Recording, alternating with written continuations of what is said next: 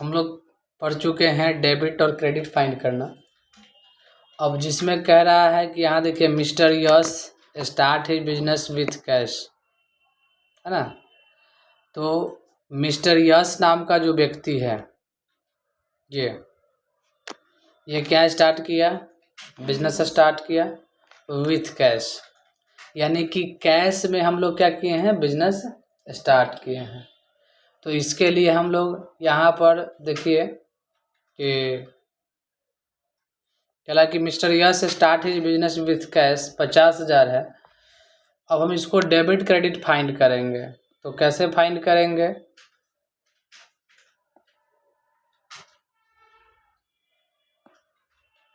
तो देखिए यहाँ पर लिखा हुआ मिस्टर यश, यानी बिजनेस स्टार्ट कौन किया, यश, और कैश में स्टार्ट किया है। तो कैश हमारा हो गया रियल अकाउंट्स होगा, और रियल अकाउंट कहता है कि डेबिट वाट कम्स इन, यानी हम लोग जब बिजनेस शुरू करते हैं तो क्या होता है, पैसा बिजनेस में आता है। हम पहले ही बता चुके हैं कि हम लोग जो भी ट्रांजेक्शन करते हैं बिजनेस के माइंड से करते हैं। तो यहाँ पे कह रहा है कि कैश रियल अकाउंट कम इन हुआ और हमारे पास पैसा आ रहा है तो डेबिट हो जाएगा। लेकिन पैसा देने वाला कौन है, ओनर, क्योंकि बिजनेस अलग होता है और ओनर अलग होता है। तो हम लोग यहाँ पर ओनर देखेंगे, तो ओनर के बदले में तो कैपिटल खुलेगा जब बिजनेस शुरू हो रहा है। तो कैपिटल कौन सा अकाउंट है, और पर्सनल अकाउंट में ये क्या हो रहा है, गिवर है ना यहाँ पे, तो ये क्रेडिट हो जाएगा। समझ गए, यानी mister Yash start his business with cash 50,000। तो यहाँ पर देखिए क्या हो रहा है कि यश ओनर है, तो ओनर के लिए हम लोग या तो कैपिटल अकाउंट खोलते हैं, नहीं तो ड्राइंग्स। तो जब भी बिजनेस स्टार्ट होता है तो क्या खुलता है, कैपिटल, और जब वो पैसा ले जाएगा यहाँ से तो ड्राइंग खुलेगा।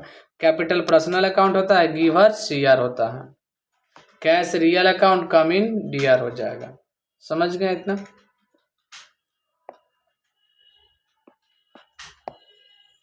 एक एंट्री और दिया हुआ है कि open A bank account in bank of India, यानी कि हम लोग बैंक में, बैंक ऑफ इंडिया में खाता खुलवाए हैं, ठीक है, लेकिन जमा क्या किए हैं, पैसा जमा किए हैं।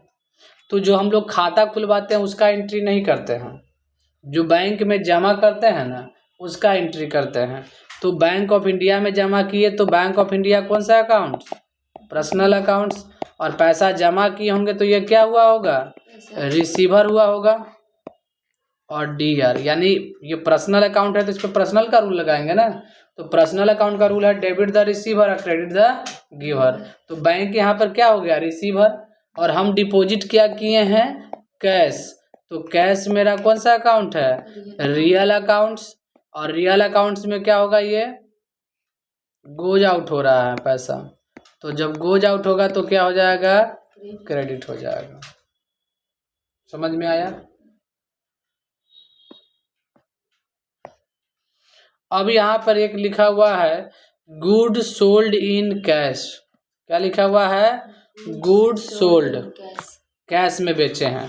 तो गुड्स हमारा कौन सा अकाउंट है, रियल अकाउंट्स, और ये गुड्स बेचे होंगे तो क्या हुआ होगा, गोज आउट, और जब गोज आउट होगा तो क्रेडिट हो जाएगा। कैश कौन सा अकाउंट है, रियल अकाउंट्स, अगर ये बेचे होंगे तो पैसा तो आया होगा, तो कम सीन हुआ तो ये हो जाएगा डेबिट्स। समझ गए। अगला क्वेश्चन देखिए, फिर कह रहा है कि good sold to mister Amit in cash, यानी हम क्या किए हैं, गुड्स बेचे हैं। तो गुड्स हमारा कौन सा अकाउंट, रियल अकाउंट, और रियल अकाउंट का रूल क्या कहता है, what it debit watt comes in, credit what goes out. तो यहाँ पे हम लोग गोज आउट किए हैं, तो गोज आउट करेंगे तो क्या हो जाएगा, क्रेडिट। कैश मेरा कौन सा अकाउंट है, रियल अकाउंट, और कम सीन होगा, ये पैसा आया है ना, तो कम सीन, तो ये हो जाएगा डेबिट्स। समझ गए इतना।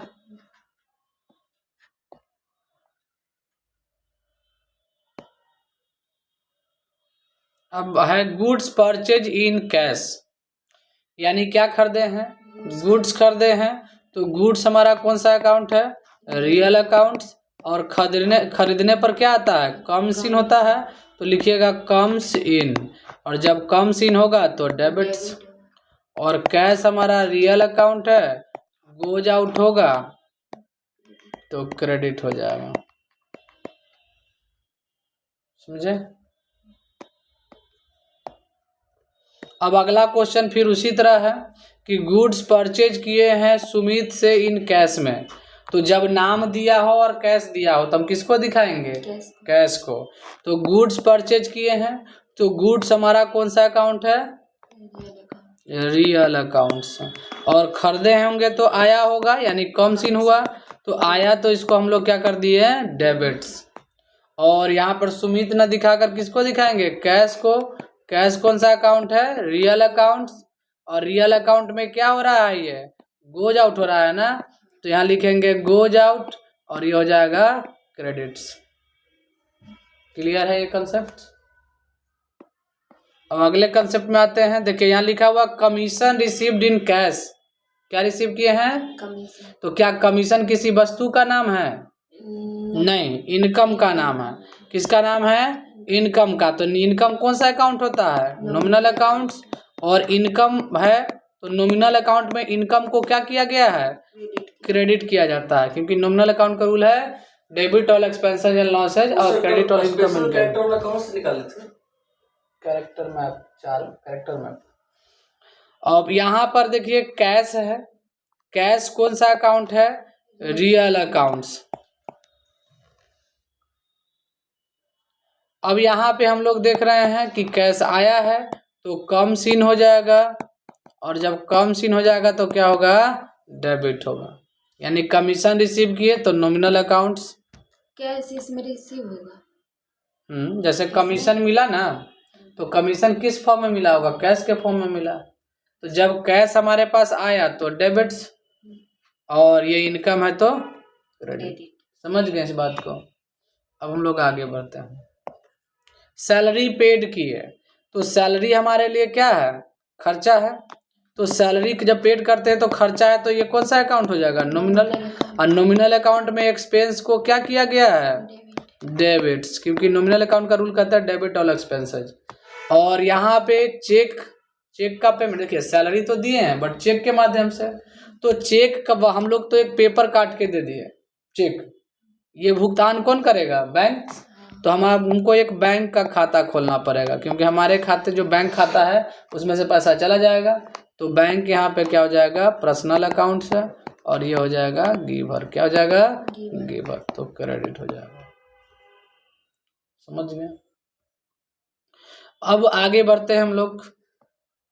लिखा हुआ है good sold on credit to mister Amit, यानी गुड्स क्या किए हैं, सोल्ड किए हैं मिस्टर अमित को, वो भी ऑन क्रेडिट में। ऑन क्रेडिट का मतलब होता है उधार। तो उधार में जब बेचिएगा तो क्या होगा कि गुड्स तो रियल अकाउंट है, और बेचेंगे तो क्या होगा, गोज आउट होगा।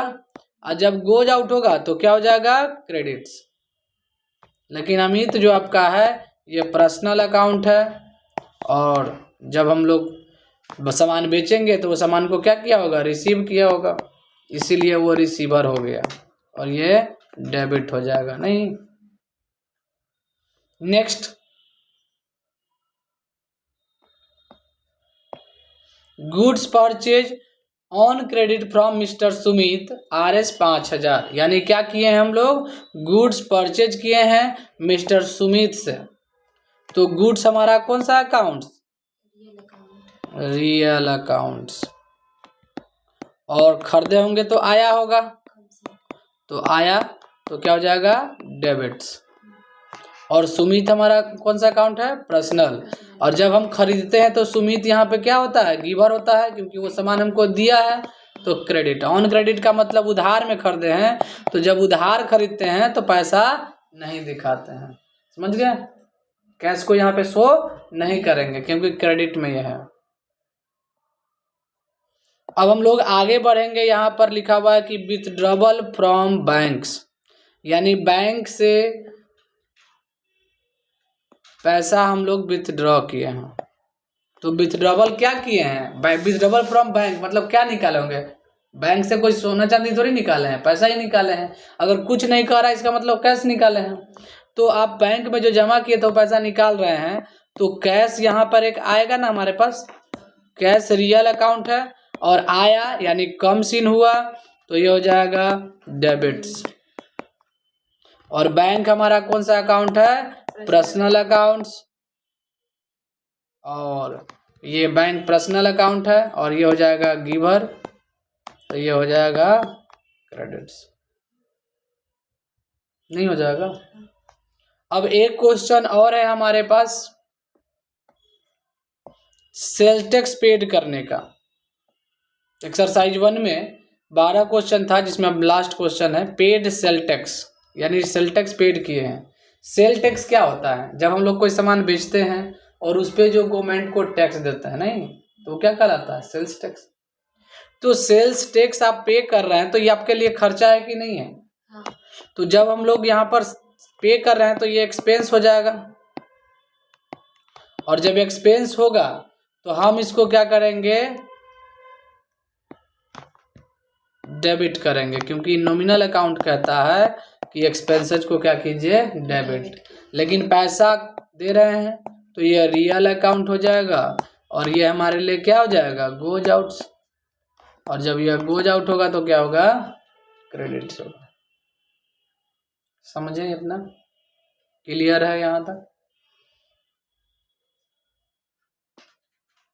अब हम लोग सीखेंगे एक्सरसाइज 2 का कि कैसे हम लोग एक्सरसाइज 2 का एंट्री करेंगे, तो ये नेक्स्ट क्लास में सीखेंगे।